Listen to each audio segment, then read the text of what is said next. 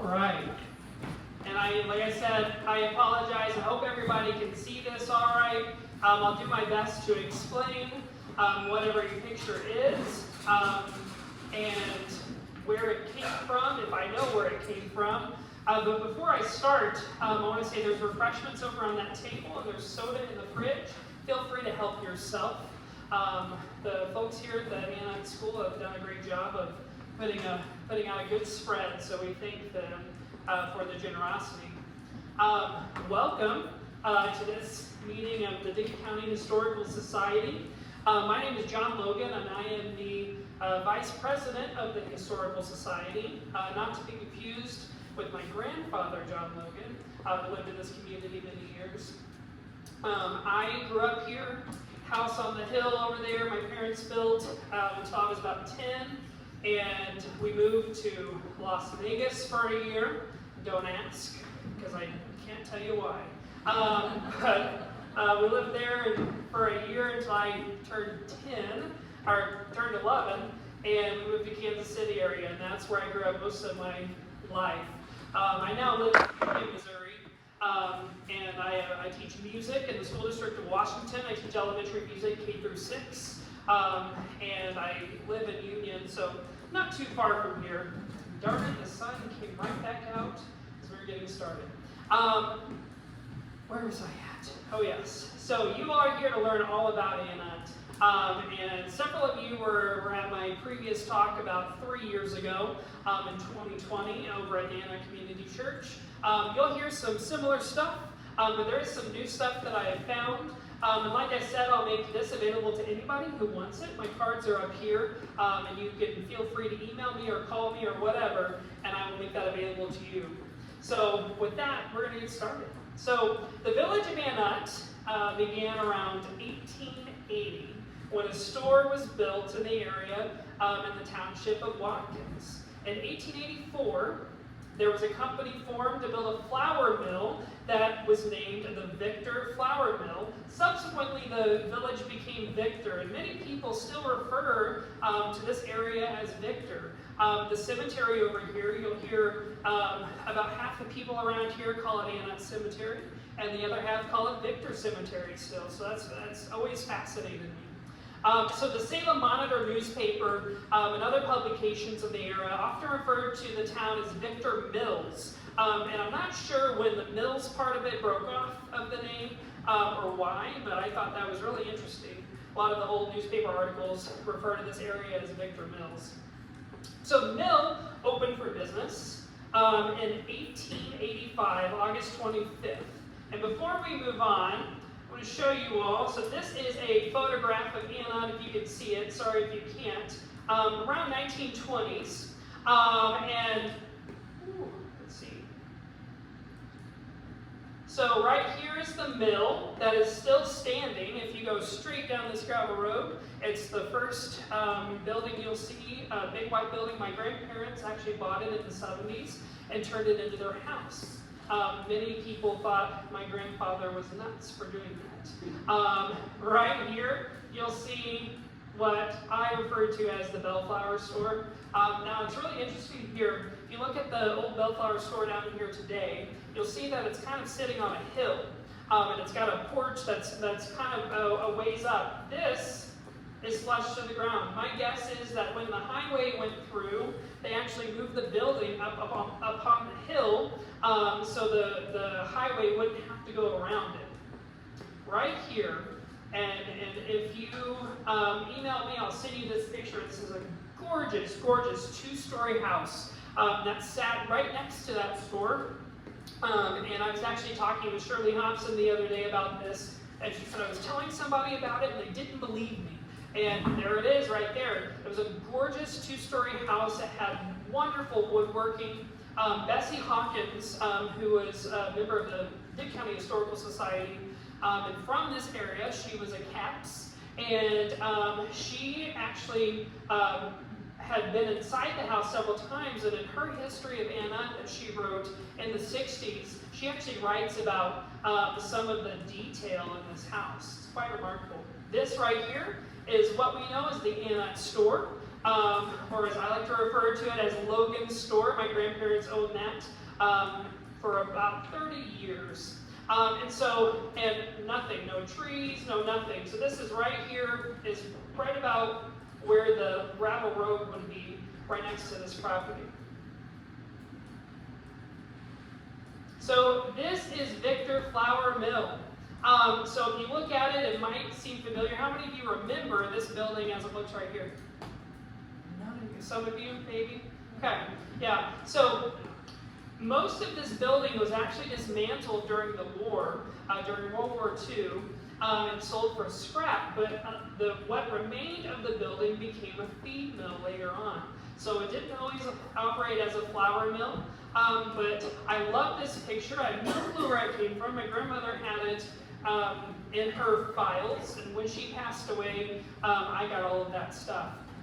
So here is Marshall Carnes, Frank Chapman, in Phipps, Alva Haven. The little boy right here is Glenn Haven, who's probably about 10 years old here, and Thurman Chapman right here on the end. And I've been told that this was Glenn's dog when he was a kid. I don't know how true that is, but that's what people have told me. And I actually have a copy of this hanging up in my house. I love it so much. So the mill opened on August 25th, 1885. Charles Lloyd of Rolla was the engineer. There was a large pond right behind the mill that was used to supply water for the steam-operated machinery. And according to my grandmother, the pond never really ceased to exist, even though it was dozed in several times, probably because there is a natural spring underneath. The mill pond still seeps water to this day, so much so that sometimes I've driven by there in recent years, and that place looks like a swamp. The natural spring that feeds the pond made water plentiful, which is why they probably built there. George Cousins was the first miller. He lived in a log house just south of the mill. Does anybody remember the old log house that was just south of the mill? I've talked to several people, and some people remember it vaguely, but it was torn down later on, probably about the 40s or 50s. The little house stood for many years. It was occupied by many families. The mill was an important factor in the development of the community, and I believe that without this mill, we would not have a community of Anutt or a community of Victor. The mill was owned and operated by several different people over the years, the last of which being Arthur and M.J. Edmondson. Arthur died in the mill in 1935 in a tragic accident when he was reportedly crushed by some equipment he was operating. I actually, somewhere in this stuff, I have the newspaper article, and it actually details, in pretty gruesome detail, how he died. He actually lived until they got him to the Rolla Hospital. But he actually died in the house. I say house because this is my grandmother's home. And as a kid, my cousins and I, we always thought that the house was haunted because the basement was really creepy, and we always joked that the ghost of Arthur was still living in there. If that's true, I have no clue. The accident brought great sorrow to the community in Dade County, and it was actually reported all across the state. I found articles all the way in St. Louis and Kansas City and all the way in Illinois that reported this accident just because it was such a devastating loss. The greater part of the mill was dismantled, like I said earlier, and sold for scrap iron in the war effort in 1942. So now we come to the town of Anutt. So Anutt, the town of Anutt, was misnamed through an error of spelling. The town was named Victor by its first residents and is legally laid out in lots of blocks. When the town was first started, the post office was called Talladego and was located just east of town on the Winifred Capps farm. The people of the town, however, wanted the post office in Victor.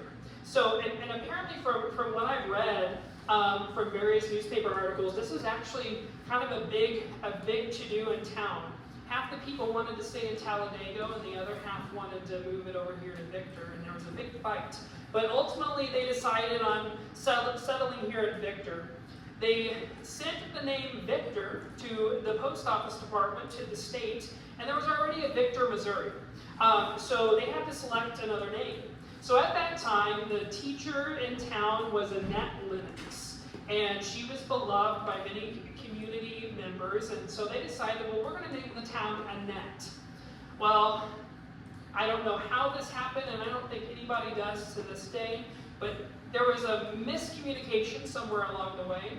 I've been told many stories. One, that somebody here misspelled the name Anutt, which is likely, or somebody at the state misspelled the name Anutt, which is also likely. But somewhere along the line, it became Anutt.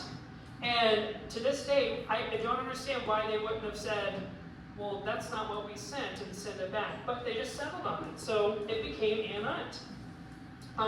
So the town of Anutt was officially formed in January of 1890. So it's unknown why they kept the name, but they did.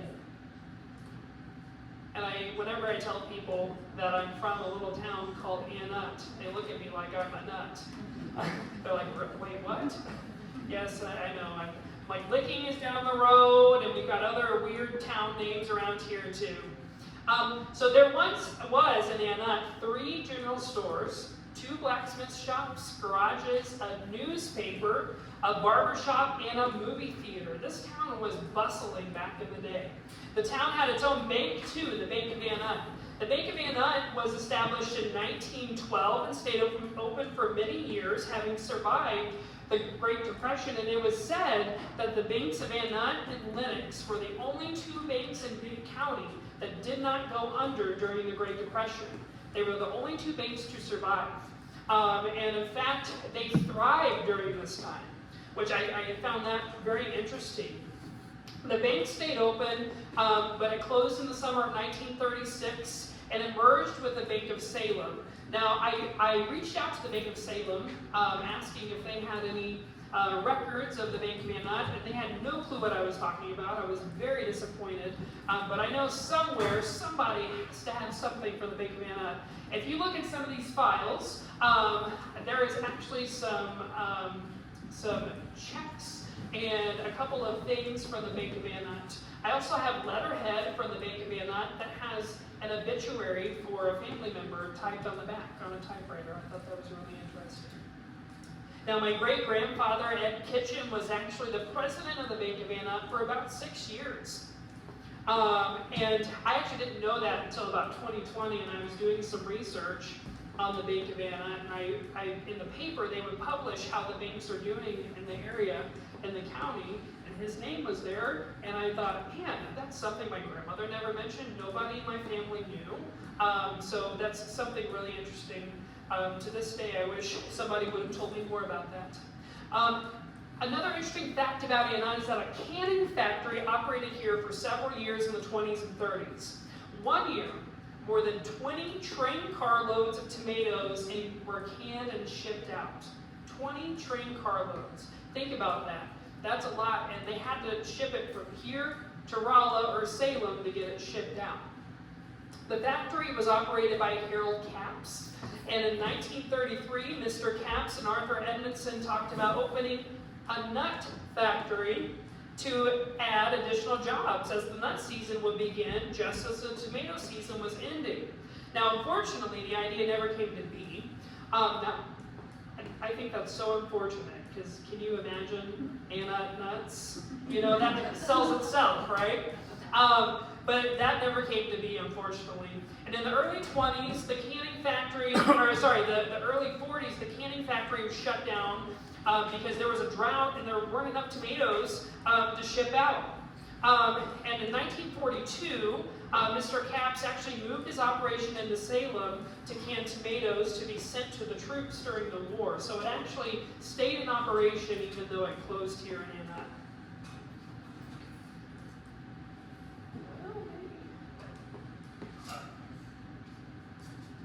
Technical difficulties. So this is a picture I'm told. I don't know if it's true, but I was told that this is actually inside the old barber shop. If you go facing the mill building to the right of it, there's a little old shed that's barely standing, but it is still standing. That is where the old barber shop was.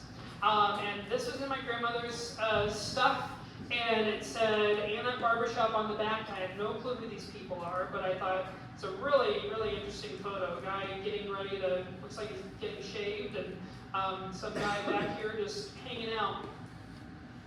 Now, this is Victor Mercantile in the Bank of Anutt. This building still stands today. Some of you may know it as Don Hood's place. And it pretty much, I would say up until about 5 years ago, it looked pretty much like this on the outside. Now it's unfortunately unrecognizable, as is most of the town of Anutt.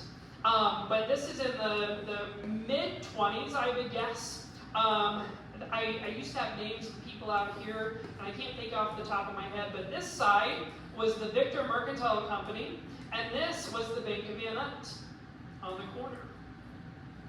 This is what it looks like.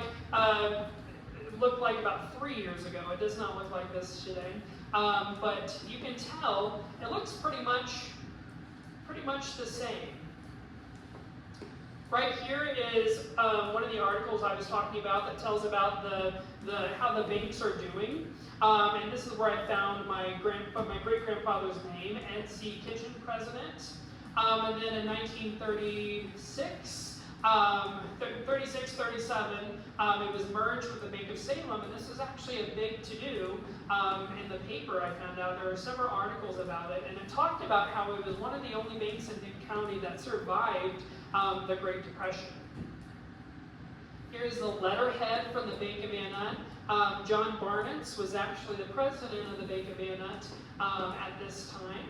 And on the back, you can see, barely right here, you can see writing. It was typed in obituary for one of the members of the Kitchen family.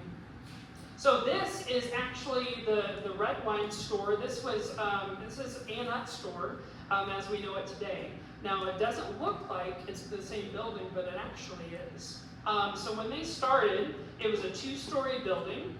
And then somewhere along the line, they took the second story away and took this false front, flat front off, and it became what we know it as today.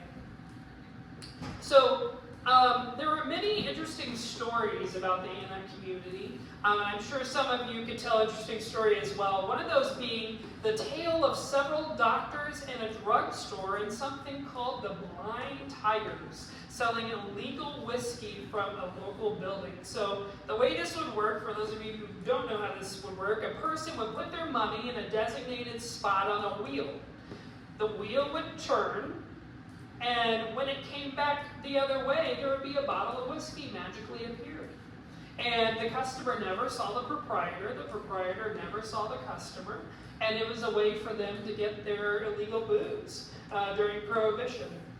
In the early days of the town, in the early 1900s, lumber was actually hauled from Licking through Anutt and onto Rolla and loaded onto trains being sent all over the country. And so Anutt became a pretty prime spot to stop. And it became a prime spot because it was a good halfway point between Licking and Rolla.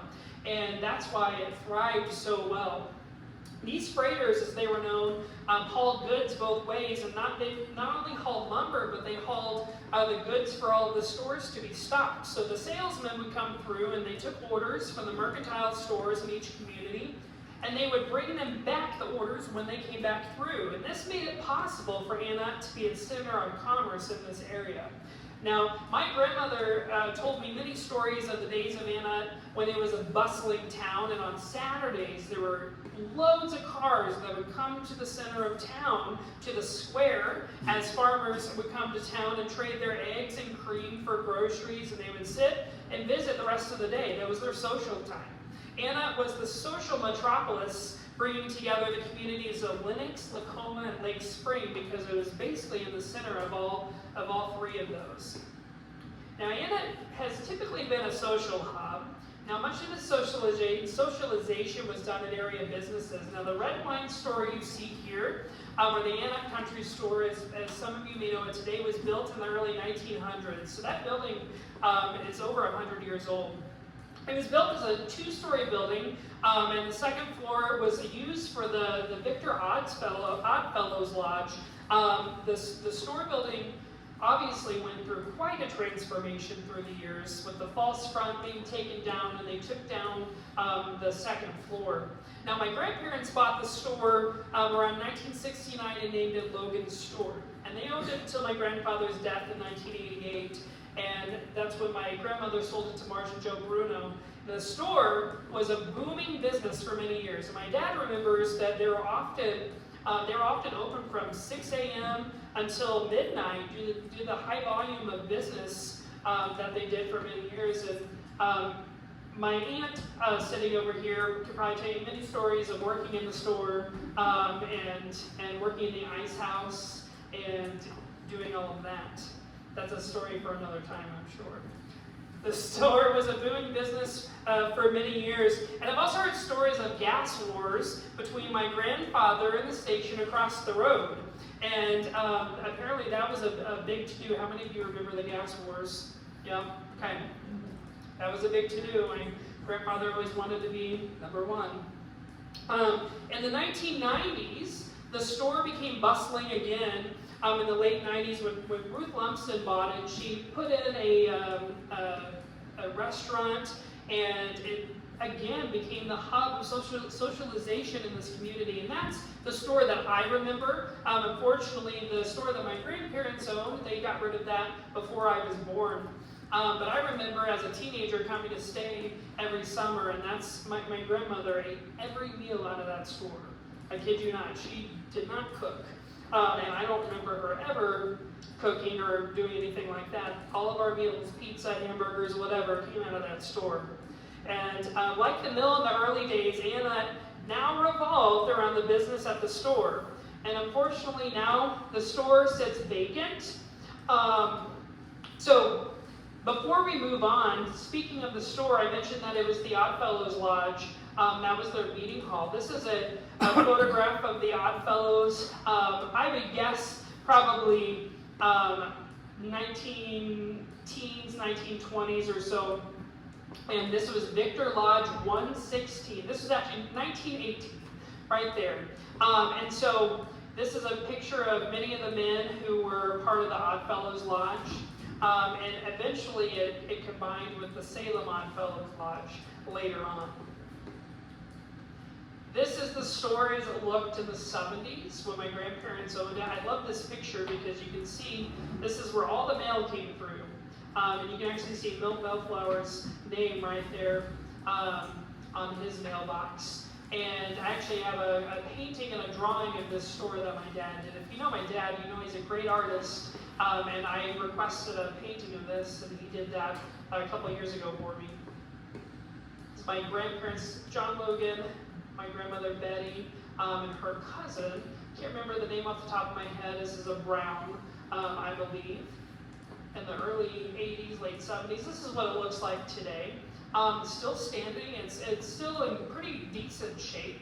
Unfortunately, it just sits empty. So this is actually really interesting. So if you look on the side of the store, right off the porch, there's 2 steps. This bottom step, you can't really tell in the picture, but it's round. This is actually part of the stone wheel from the mill.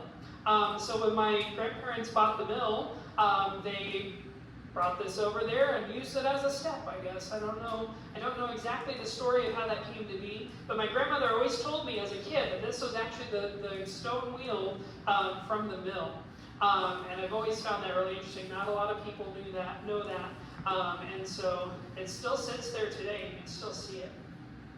So this is what is known as the Bellflower Store.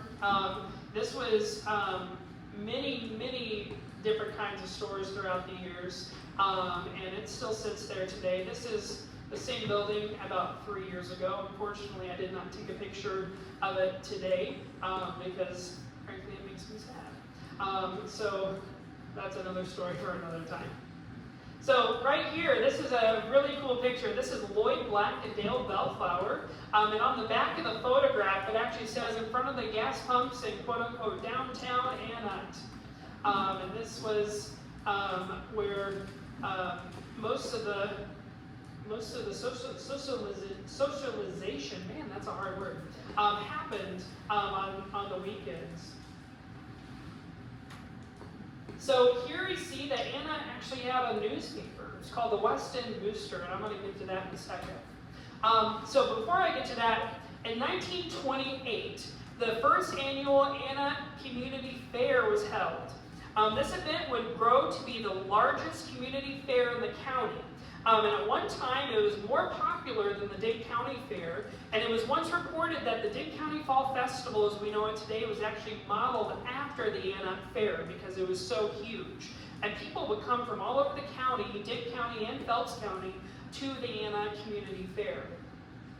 At one time, there was a gymnasium that was built to use for community events such as basketball and volleyball games and plays, and they used it as a skating rink. How many of you remember the gym? Several of you, yes. And at one time, a fundraiser was held for improvements for the gym, and that was a big to-do. A play was put on, and members of the community all pitched in. And I was also told by my cousin and my father's that during the war, during World War II, there were mattresses that were actually built. They assembled mattresses in that gym to be sent off. Now, many doctors set up shop and practiced medicine in the community over the years. And the first doctor of record was Dr. Hemingway. He lived on a farm just northeast of Anutt. And these doctors back in the day would go around on horseback to the different communities. So these doctors would probably operate in like 3 or 4 different communities as needed. Then came Dr. McPherson, then Dr. Ewing McKinney, who operated in the early 1890s until about 1900. And about 1900, Dr. Collier from Licking came to Anutt part-time, but did not establish a residence. And then came probably one of the most famous doctors in the area, Dr. Sidney McFarland. How many of you know the name Sidney McFarland? So, Dr. McFarland came to Anutt in 1911. He was a native of the Lake Spring community. And he came to Anutt. When he came to Anutt, there was reported to be a north-south railroad being promoted. Since the railroad was supposed to have come directly through Anutt, it would have changed how we know this town today. He decided to set up shop in Anutt. And at one time, he was going to build a hospital here. And if you can imagine a hospital being built in this community. But by 1916, that plan went belly up. The guy who was in charge took everybody's money and ran. He was eventually arrested. And his name is actually on the outside of the Lenox Bank. It is actually somebody came along and scratched it out because he was an original charter member of that bank, and they didn't want his name to be associated. And he was a Young, distantly related to the Young that this building is named after, but that's as much as we'll say about that. So incorporated in 1909, the Missouri Inland and Southern Railway proposed to build an electric railroad line from a junction with the St. Louis, San Francisco, or the Frisco Railroad at Rolla. So if you can imagine, in 1909, an electric railway coming through, that was a big deal. Not everybody had electric then. So the proposal for a north-south railroad was one of such several schemes dating from the last half of the 19th century. Generally, it was called the Ozark Short Line, and it would have went all the way down to the Gulf of Mexico. The principal promoter was Albert E. Young, and he was a native of Texas County. The line was to run from Rolla to Houston via Rolla, Lenox, Lacoma, Anutt, and Licking. And surveys and preliminary grading had actually begun in Phelps County, Dade County, and Texas counties in 1910. And I'm told that, I have not seen it for myself, but I've been told that out in Lacoma you can actually see some of the grading that was done on some local farms. It was reorganized in 1911 as the Missouri, Arkansas, and Gulf Railway. And a few rails were put down on the line at Rolla in 1912. The project collapsed as Young was convicted of forgery in Dade County, and the idea was revived briefly in 1914 as the Rolla, Ozark, and Southern Railroad Company, but it went defunct by 1916. And like I said, you can see the grading work done in Lacoma and in Rolla. So I've talked much about our commerce here, and the newspaper was a big deal for several years. Actually, I say several years, it was really only 2 years. So this is the newspaper company as it came to be. Elmer Bird was the proprietor of the newspaper. So here, you can't really see it very well, but I'll read it to you. So on October, this is the timeline of the newspaper. October 3rd, 1912, TJ Banta, the booster man, was in Salem Wednesday, and he made our office a call. He reports the West End booster in good condition and still boosting. October 24th, 1912.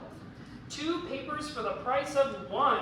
For a limited time, we offer the Dick County Post and the West End Booster, both papers, 1 year for $1. The Booster is published in Anutt and is a newsy, clean paper, independent in politics. If you wish this combination, be sure to mention it when you send in your subscription. And then finally, we have December 24th, 1912. The West End Booster has discontinued publications. So when I say it lasted for a couple of years, it did not last long at all. It started right before 1912 and ended in December of that year.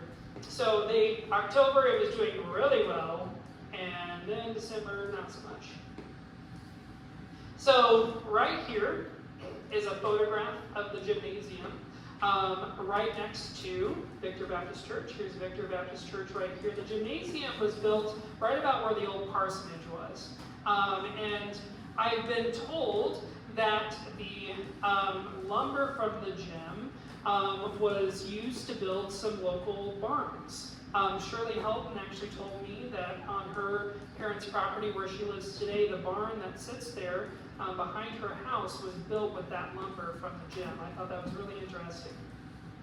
And then I was also told that the barn that was built on the hill up here was built with some of that lumber as well. This is the only photograph that I know of, and I actually found this by accident. My grandmother had thousands and thousands of photographs and thousands of negatives without the photographs. And recently I found a way to take negatives and turn them into an actual photograph. And I held this up to the light, and I instantly saw Victor Baptist Church, and then I saw this, and I'm like, oh my gosh, that is the gymnasium. For years I've been wanting to see it. And in one of those binders over there, I actually have the warranty deed for the gym. I don't know why I have it, but I do. So now we get to the churches. So the first church building was built in 1890, right here. It was built in front of the current cemetery, and it was used as a Union church building and used by all denominations until 1906, when the Methodist congregation built a new building just over here. A new building was finished in 1978 for the Methodists, and in 2013, in July of 2013, lightning unfortunately struck the building and burned to the ground. Now in 1914, the Baptists sold their part of the Union Church and held services with the Methodists until about 1920, when the present church building was built. The Union Church building was bought and used by the Church of Christ for many, many years. The building was later torn down in the 70s or 80s. Again, this is a photo negative that I found by accident. There's my grandmother, Betty Logan, right there in the middle. I have no clue who the other 2 ladies are, but you can clearly see the church on the outside. And if you zoom in, you can see that it says Church of Christ on the outside. So, around 1980, members of the Methodist and the Baptist churches merged to create a new church, the Anutt Community Church. Known as the Church on the Hill, or God's Little Acre, the land that the church was built was donated by my grandparents. And my grandmother was a charter member of the church and was proud of that until the day she died. Currently, there are 4 churches in the community: Victor Baptist Church, Anutt United Methodist Church. They meet in this building at the Young Community Center. Anutt Community Church and the Anutt Full Gospel Church. Now, before any of these churches were built, however, there was a Presbyterian church in the area. The Presbyterian church did not last long. So the Presbyterian Church existed just east of town in Talladega before the town of Victor was officially settled, and I'm told that it was located on the Franklin Finch farm, and the church and cemetery were just behind the house. Is that house still standing today? No, I didn't think so. And I was told, Bessie Hawkins wrote down that you can still see some parts of the cemetery in that area today, so I don't know if that's true or not. Have you seen that? Yeah. It was later moved east of town. It was known as Bone Break Chapel. And so the original cemetery still exists today out at the Finch Farm and at Bone Break Chapel. So here is the Church of Christ. Now, I'm really fortunate enough to have lots of photographs of the Methodist Church because it was basically in my grandparents' front yard. This is a photo of my dad, probably 1949. He was born in 1948. The old Methodist Church as it looked then. How many of you remember this? Yeah, several of you. Here is the Methodist Church right after it was built. I got this from the Salem News. And here is the Methodist Church as it looked as the foundation was being poured for the new Methodist Church in the 70s. And unfortunately, like I said, it was destroyed by fire in 2013, and the only thing that's left standing is the church bell, and you can still see it right out there.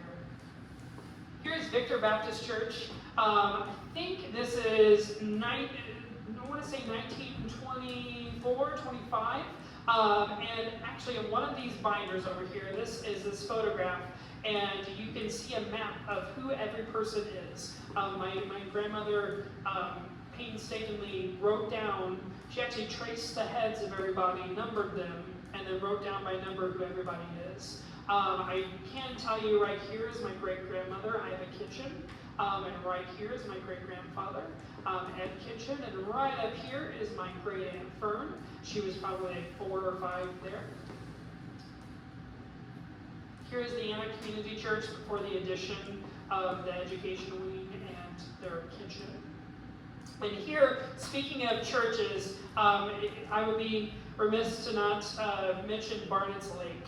Barnett's Lake is where many baptisms happened. This is a picture of my grandmother being baptized in Barnett's Lake, probably late 30s. I have no clue who the other people are, but Barnett's Lake was a huge area of socialization for many, many years, not only because of this, but because they held the Confederate encampments there for many, many years. And those encampments were actually a big deal. It was said that that's where the first hot air balloon was in Dane County, and it's been said that that's where people in this area saw an airplane for the first time.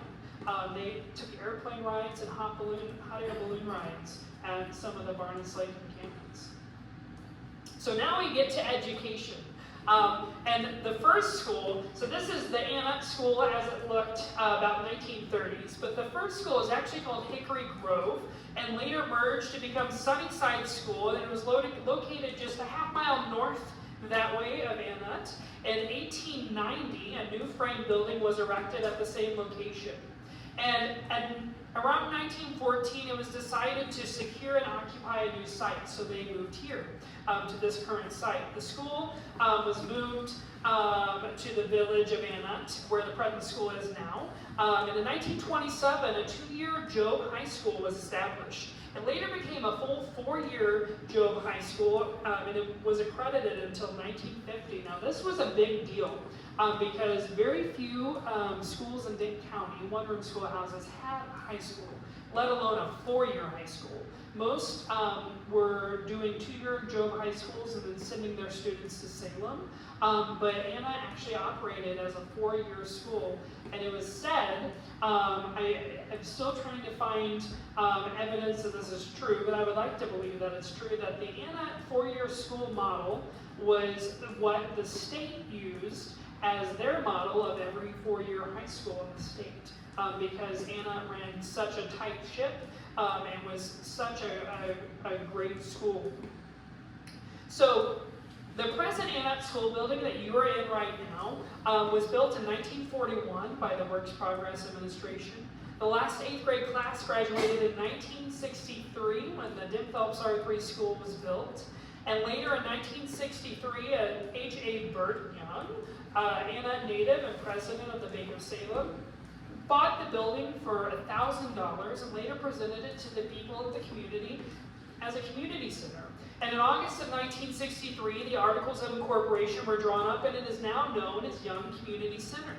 And in 1992, however, when Dim Phelps R3 School burned, classes were once again held in the Rock Building until temporary classrooms could be brought in on the school site. The first Anutt School reunion was organized and took place in 1992 as well. And since the inception of the Anutt High School, sports became a big deal in Anutt. Now, Anutt once had one of the best basketball teams in the county. I found many newspaper articles from the Salem Post that say that Anutt was the team to beat. It was the team that everybody disliked because they were so darn good. And along with basketball, Anutt actually had a successful volleyball and baseball team as well. Here is a picture of some Anutt School students. In the back we have Courtney Hedrick, we have Richard Turner and Clyde Plank.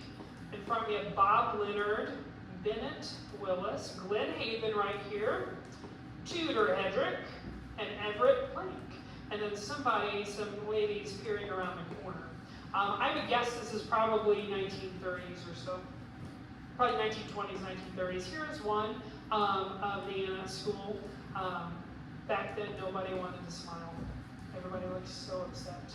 But I love this because you can clearly see the inside of the old school building. And I've been told that this building was not built very well. And they actually, at one point, they had to put metal poles throughout the building to keep it from swaying back and forth in the wind. And that's why they eventually decided to tear it down and they built this WPA era building. Right here is Anutt High School classes of 1932 and 33, and then 35 and 36. And there are copies of these photographs. There's a white binder that says Anutt School on the outside of it. You can see all these photographs in there as well. Here is our wonderful, lovely basketball team around 1945. And you can see why they were the team to beat. And then here is actually the first school bus that was driven because when Anutt eventually combined with other local school districts in the area, they had to have a bus because the area that they took from was so wide. They took kids all the way from Lenox to Lacoma. And this was their tiny little school bus. Here is a picture of an Anutt school class, probably early 50s. And here is Dim Phelps R3 School as it looked in the 80s. And many of you probably remember this particular school.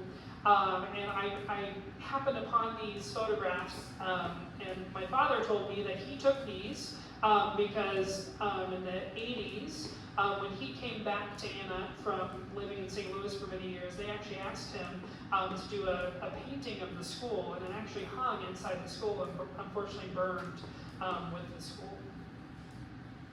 So here is January 1992. This is photographs of the school actually burning. I got these, my grandmother had a whole binder of these, probably 20 pictures. They were taken by a member of the Lenox Rural Fire Department. It's a sad, sad thing. Here's what it looked like after it burned, and I'm sure Janet remembers that really well. She taught there for many, many years. Which building did you teach in Anutt when the school burned? Yeah. You came here? Okay. Because I knew they used all the churches and then here, and then each place had its own set of grades. So now we talked about education. Here is a photo of the Victor Brass Band. The Victor Brass Band was actually a really popular band in Dane County. Every community had their own brass band, our own sort of band of some kind, and they were really, really well known throughout the community.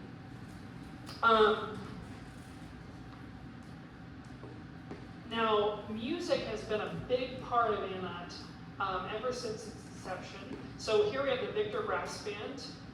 Then later on comes Lil Branson. How many of you remember Lil Branson? I remember I used to go over there every Saturday night with my grandmother. So this is how Lil Branson started. So Lil Branson is the red metal building just behind the old bank building. Don Hood built that. But before they started that, I vaguely remember in the early 90s coming here and it being so crowded on Saturday nights. But people would just hang out and have jam sessions. And most of these people traveled around the area to local nursing homes and performed for them.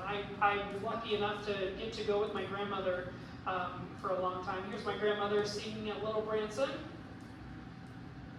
And it was a great spot. So it was well known across the Ozarks, believe it or not, as the place to go on Saturday night for dancing and good music. So the very second, another interesting thing about Anutt is the cemetery. So the cemetery at Anutt is the final resting place to many of Anutt's founders and many of Dick County's finest citizens. In fact, the bone breaks that we know in Dick County, from the namesake of the Bone Break Center, originated out here in Anutt. So one interesting interment in the cemetery is Sammy Harrison, or Uncle Sammy as he was known to many. He was born in 1842, and he enlisted in the Confederate Army in 1862. And in 1864, he was captured near Rolla, and eventually was taken to a prison in Illinois, in Alton, Illinois, I believe. And he died in 1940 at the age of 98 years old. And he was known when he died as the oldest living Confederate soldier in Dick County. He was a big deal.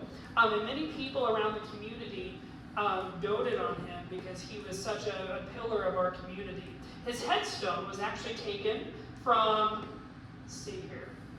Oh, I don't have it. I meant to put a picture. Oh, well. So his headstone was taken from a stone part of the prison that he was interred in, and they got special permission to take that stone from the prison site to put as his burial marker. It's really interesting. You can't miss it out here at the front of Anutt Cemetery. He was married to my third great aunt, Margaret Kitchen. This was his, I believe, third wife. And the second very interesting interment is that of Edward McCarthy. It is unknown if his last name is McCarthy or MacArthur, because his death certificate reads MacArthur, but everybody else referred to him as McCarthy. So I'm not really sure, but he was referred to as Negro Ed. He came to Dick County from North Carolina in 1883 with Franklin Harris Finch and his family. And according to my research, he worked at the old flour mill and carried flour all over the county. And I actually found several articles from when he died from the newspaper that said how sad Dick County was because this man died. He was well liked, he was well loved, and I was told also that he lived in the old mill house, the log cabin, just south of the mill. According to his death certificate, he passed away from complications of a stroke on July 17, 1913 at the age of 62. Growing up, I always thought his marker seemed so lonely. He's buried along the fence line of Anutt Cemetery, and so I always made sure to take him flowers. And even to this day, when I take flowers to my grandparents' graves, I always take old Ed M. flowers. And here it is. A couple of interesting photos. This is actually Anutt Cemetery in the 1940s. This was after my second great-grandmother died. Right here, if you look closely, you can see the Methodist Church right here. And you can see how the grass just grew around, because back then, they couldn't just mow like they do today. So when somebody died, they would mow the area around the grave, and that would be it. And otherwise, it just looked like an overgrown field. Here is a newspaper article from the Salem newspaper by Hillbilly Bob. No clue who Hillbilly Bob is, but he sounds like somebody I want to know. And he wrote an article on old Sammy Harrison, Uncle Sammy as he was known. And he was really a big deal in the county. So here is, I actually have his obituary card from his funeral. During the pandemic in 2020, I had a chance to go through a lot of my grandmother's stuff that I hadn't had a chance to go through yet. And I opened up my great-grandfather's Bible, and this popped out. And I thought it was really interesting. You could see all of the pallbearers, all of the names on here are what I really love. So he had this whole list of honorary pallbearers, and then he had this whole list of pallbearers. And it took place at the Christian church here in Anutt. He was 98 years old. And he actually had Oddfellows services in Springfield. So he was a really big deal in the Ozarks. And finally, we get to the grave of old Ed M. This is his tiny headstone. And unfortunately, throughout the years, it's kind of been forgotten and gotten ran over by the lawnmower several times. And I'm actually working on saving up and raising enough money to get him a proper headstone, because I think even in death, people need things like this. So I'm going to leave you with a poem that was written by my great-grandmother, Iva Olivine Kitchen, before her death in 1951. Now, it's really hard to see because it was really faded, and you can imagine, with as faded as it is, it was really hard to transcribe. And I'm hoping that I got all the words right, but here it goes. This is her tribute to Anutt. She actually has a tribute to Linux as well. My tribute to Anutt. There is a town in Missouri in the county of Dent. On honesty and purity its citizens are bent. Some of the houses are new and some are old, but the folks that live in them have hearts of pure gold. In winter it is quiet and seems utterly forsaken, but when spring comes, it begins to awaken. There is a broad highway built of gravel white that gleams and sparkles on a cold, frosty night.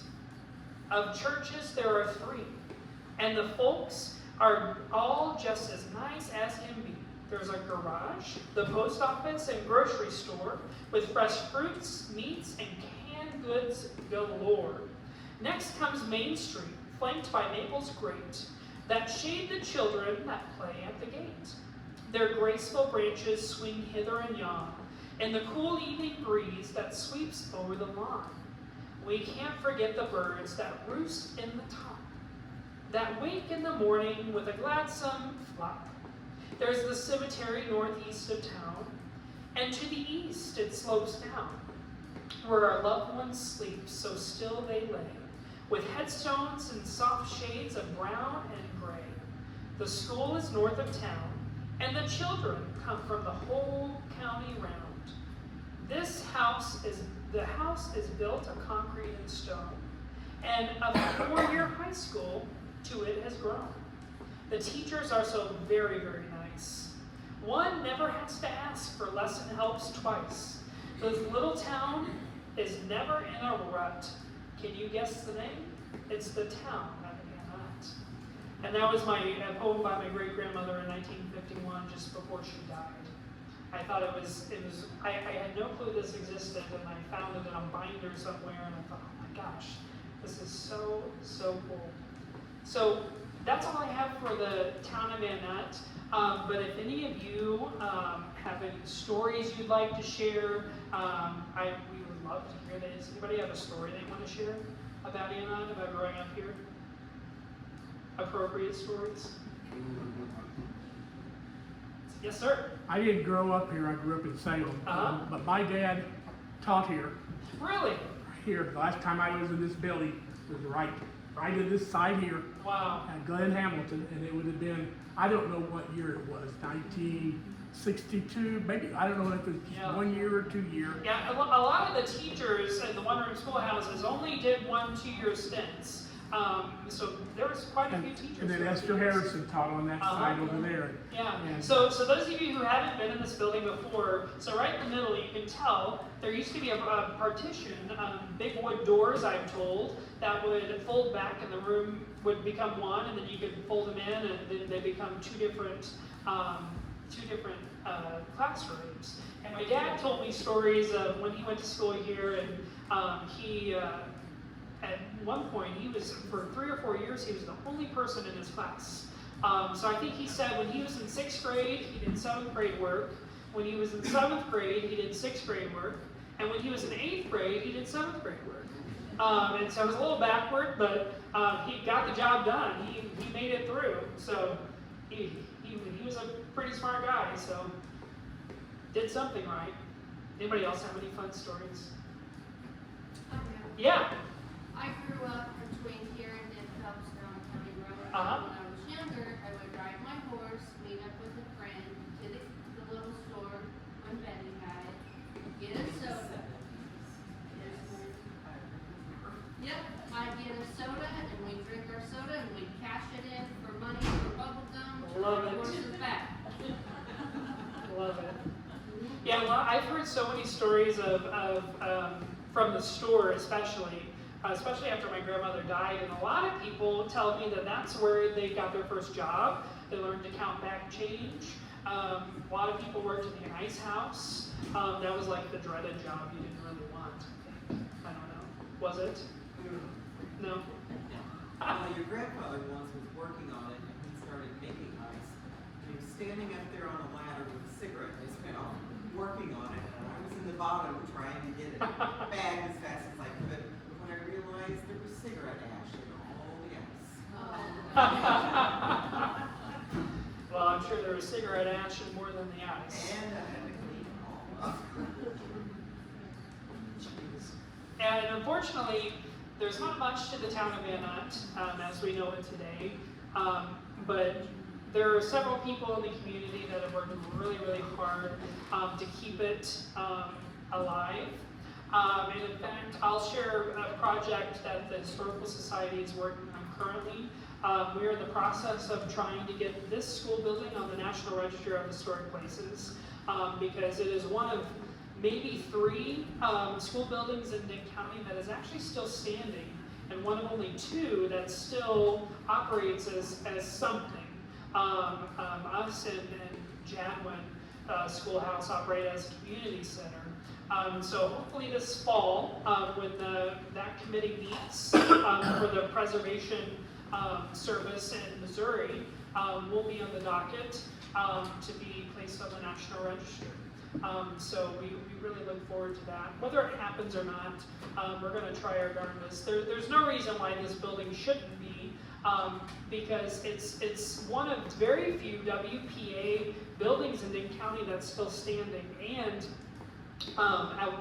speaking of which, I found a newspaper article that when this building was built, it was the largest WPA project in Dane County, along with the Anutt Lake that sits just behind the cemetery. How many of you remember Anutt Lake? Yeah, plenty of you. You can't really see it today, but there's not really much to it. But back in the day, it was a big to-do. Lots of fish, lots of fun. Did you guys go swimming in it? Yes, no, so yeah. I figured as much. Okay, well that's all. Yes, sir. The law school. That's right. Was also built in Yes. 1958, It- and the Macedonian Baptist Church just got possession of that this last year. Excellent. But Right. they tore the old church. Right. down, so Right. Well, yeah, and thank you for bringing up the Boss School. So the Boss School is actually kind of similar to the Anutt School in that it's built in the Giraffe Rock style of the Ozarks. And the Giraffe Rock style is kind of dying out. It's being torn down, so it's very unique in that. And the board of the Anutt School, the Young Community Center, has worked very hard to keep this building in pristine condition. The light fixtures are original.